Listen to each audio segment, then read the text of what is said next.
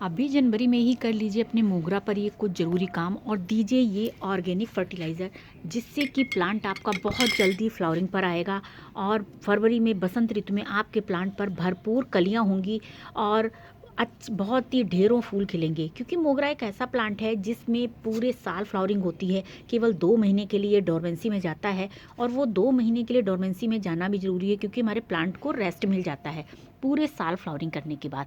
तो मोगरा को आज हम देंगे जैविक खाद यानी कि ऑर्गेनिक फर्टिलाइज़र, क्योंकि मोगरा को ऑर्गेनिक फर्टिलाइज़र ही पसंद होता है।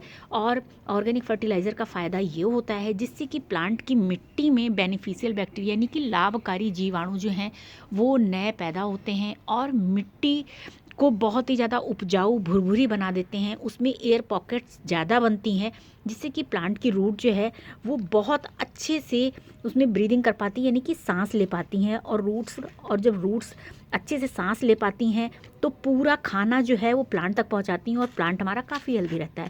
देखिए आपने अभी तक जो हमने जब डोरमेंसी में होता है प्लांट हमारा, तो हम उसकी कोई ख़ास देखभाल नहीं करते हैं, ना ही फर्टिलाइज़र देते हैं, ना ही प्रूनिंग करते हैं, ना ही कटिंग करते हैं, ना ही गुड़ाई करते हैं।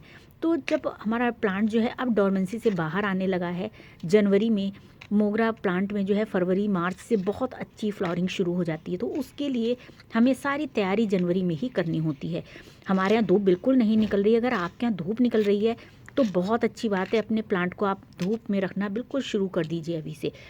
हमारे प्लांट पर आपने देखा होगा बिल्कुल भी असर नहीं लग रहा है कि ये प्लांट जो है वो डोरमेंसी में था, क्योंकि हमने जब ये डोरमेंसी में गया है उससे पहले हमने इसकी प्रूनिंग की थी, प्लांट की हार्ड प्रूनिंग कर दी थी और इसको फर्टिलाइज़र दे दिया था बहुत अच्छे से प्लांट, जिससे कि डोरमेंसी से बहुत अच्छे से बाहर निकल कर आए।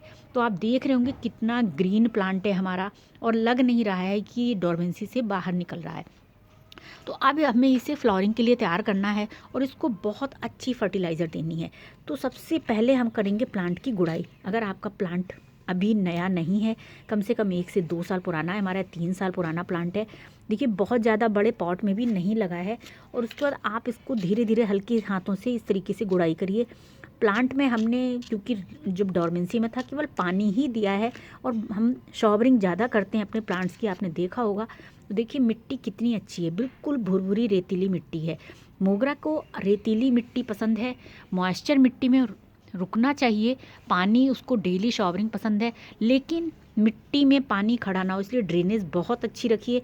साथ में कंपोस्ट, गार्डन सॉयल और रेत सैंड की मात्रा जो है वो बराबर बराबर तीनों चीज़ों को रखकर आप बहुत अच्छी सी मिट्टी तैयार कर लीजिए मोगरा के लिए। अब देखिए गुड़ाई करने के बाद आपको लेना है, अगर आपके पास काऊ डंग कंपोस्ट है यानी कि गोबर की खाद है 2 साल पुरानी, तो आप उसको भी यूज़ कर सकते हैं, चाहे पानी में भिगाकर उसको यूज़ करिए। लिक्विड खाद प्लांट पर बहुत जल्दी असर करती है। गोबर की खाद जो होती है उसमें 50% नाइट्रोजन पाया जाता है और 20% फास्फोरस और पोटेशियम होता है। सारे पोषक तत्व तो मौजूद हैं गोबर की एक खाद में ही, हमें दूसरी खाद की ज़्यादा ज़रूरत नहीं पड़ती है। तो हमें लेने हैं, या फिर अगर आपके पास गोबर की खाद नहीं है जैसे हमारे पास नहीं है, तो हमें लेना है उपले का टुकड़ा। इतना बड़ा आप टुकड़ा लेंगे, इसे रात भर के लिए पानी में भिगा कर रख दीजिए, देखिए इस तरीके से।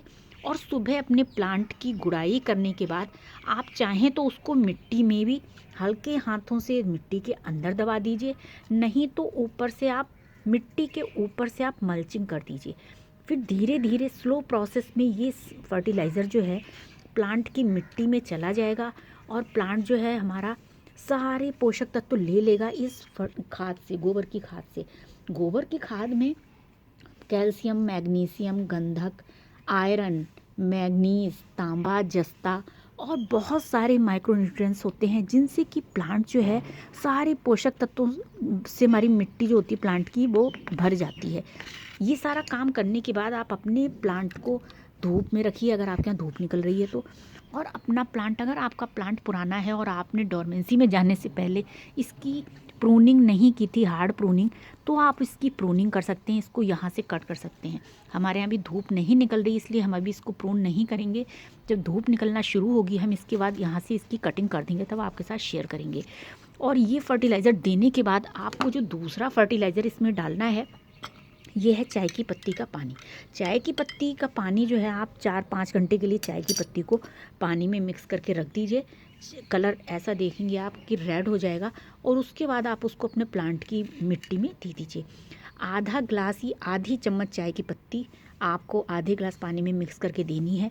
और इस चाय की पत्ती जो है ये इसमें टैनिन होता है जो कि प्लांट को कीड़े मकोड़ों से बचाती है, फंगस से बचाती है मिट्टी को, और साथ में मिट्टी को एसिडिक बनाती है। एसिडिक मिट्टी जो होती है वो मोगरा को पसंद होती है। तो इस तरीके से आपका प्लांट जो है बिल्कुल फ्लावरिंग के लिए तैयार हो जाएगा फरवरी में।